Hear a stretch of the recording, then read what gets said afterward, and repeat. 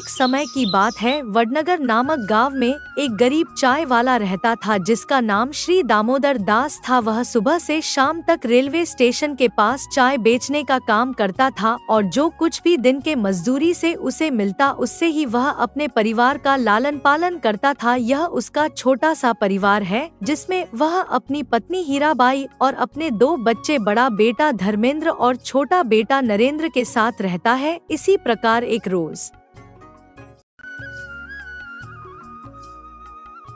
क्या हुआ जी? आप इधर कुछ दिनों से बहुत ही परेशान लग रहे हैं।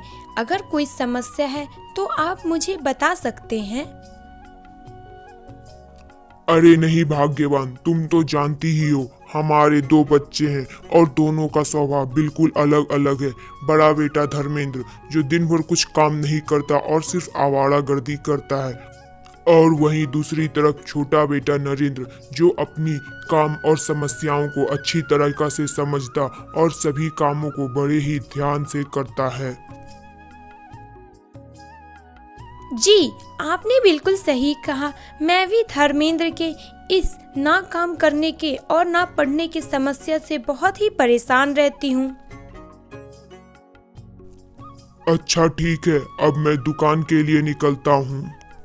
जिस प्रकार उसके माता और पिता ने बोला था, इस प्रकार उन दोनों का स्वभाव था। धर्मेंद्र जो दिन भर अपने दोस्तों के साथ ही घूमता, वहीं दूसरी तरफ नरेंद्र जो समय पर विद्यालय जाता, वहाँ पर गुरुद्वारा कही गई सारी बातें को समझना और सीखना था। और संध्या होते ही वह अपने पिता की सहायता के लिए हमेशा स्टेशन पर पहुँच जाता था। इसी प्रकार एक रोज स्कूल में शिक्षक पढ़ाते हुए बोलते हैं, बच्चों, आज की नई खबर यह है कि भारत देश के प्रधानमंत्री श्री मनमोहन सिंह बने हैं।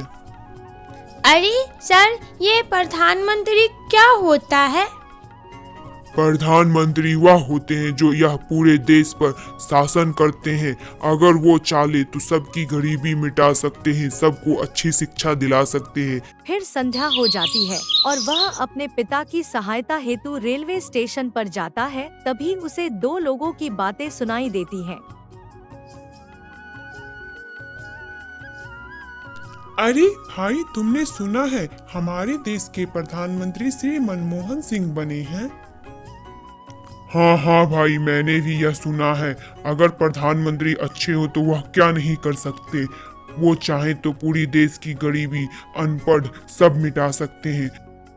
हाँ हाँ भाई, वही तो एक महान व्यक्ति होते हैं जो पूरे देश के कल्याण के बारे में सोचे और उनका कल्याण करे। वह रात्रि में अपने पिता से बोलता है,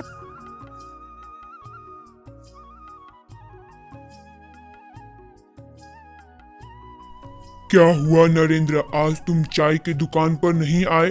और मुझे पता चला कि तुम रेलवे स्टेशन पर तो गई लेकिन सीधा यहाँ आ गए।